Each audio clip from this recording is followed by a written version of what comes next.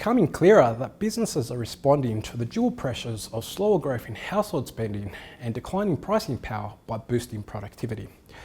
Over the second half of 2023, we saw hours worked fall by 1%, while economic activity continued to expand by 0.5%. The balance was made up by a pickup in labour productivity. We have seen those industries where demand has slowed the most record the largest boost to productivity. The economic cycle we are in is unique.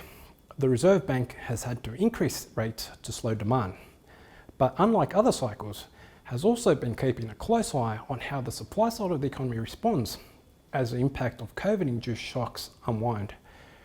Supply chain disruptions coming out of COVID meant that it was hard for businesses to buy capital goods such as computers, vehicles at pre-COVID prices.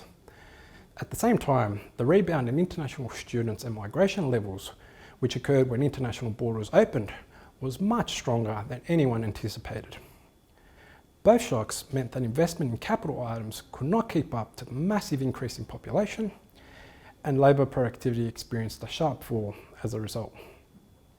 More recently, the pullback in household spending has meant that businesses are looking to reduce costs, adjust the number of hours worked, and boost productivity. As a result, we are seeing the capital stock start to catch up to the larger population.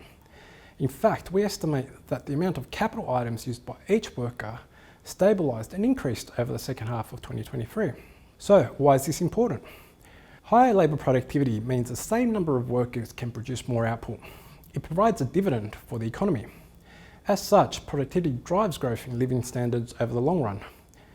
But in the shorter term, it is also helping to reduce cost pressures, particularly in those domestic services industries where labour costs are an important part of total expenses.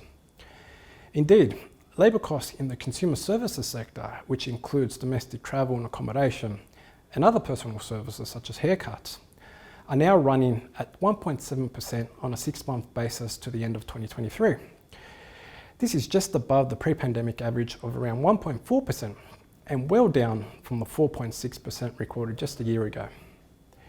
Going forward, we see the short-run improvement in productivity continuing. We expect to see the growth in capital outpace hours worked, which will help to see the capital to labour ratio increase. This is consistent with our forecast that have inflation falling back to 3% by the end of 2024 and to be within the Reserve Bank's target band by the end of 2025. It is also consistent with our view that the Reserve Bank's next move will be down in the September meeting later this year.